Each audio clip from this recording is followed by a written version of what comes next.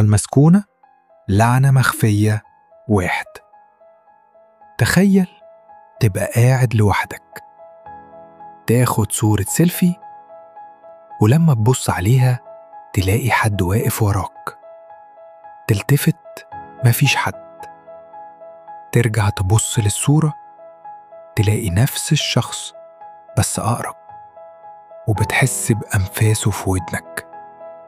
القصة دي مش خيال، دي حصلت بجد. الشرطة وصلت شقة في وسط البلد بعد بلاغ بجريمة قتل.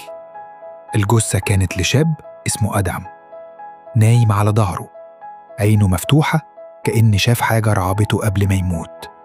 الغريب مفيش آثار مقاومة، وكأن الموت جه لوحده.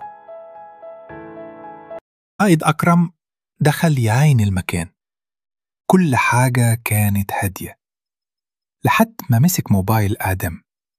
الشاشة كانت مفتوحة على الكاميرا الأمامية، وآخر صورة كانت سيلفي، لكن في الصورة كان في حد واقف وراه، ظل أسود طويل، ملامحه مش واضحة بس باين إنه قريب جدا من ودنه، كأنه بيهمس. المساعد كريم قال بقلق: باشا، أكيد كان معاه حد بس مفيش أي بصمات.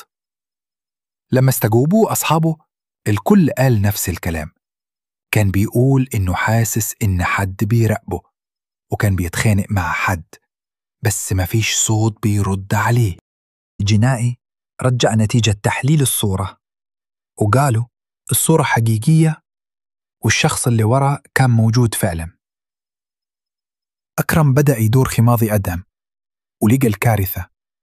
من 5 سنين أدم كان ساكن مع صاحبه عادل اللي مات بنفس الطريقة. آخر صورة لعادل كانت سيلفي وأدهم كان واقف وراه، يعني اللعلة بتتناقل من صورة للتانية، من شخص للتاني. وفجأة كريم صرخ وقال لأكرم: بص للموبايل. الكاميرا الأمامية كانت مفتوحة وبتعكس وش كريم وش أكرم وحد تالت وراهم، شخص طويل أسود، ملامحه مش واضحة بس كان باين إنه بيبتسم. واضح إنه اللعنة بدأت من جديد، لكن المرة دي يمكن توصل للي بيقرأ القصة دي. خدت سيلفي قريب، بص حواليك تاني. لو عايز تعرف قصص أكتر من لعنات مخفية اكتب في الكومنتات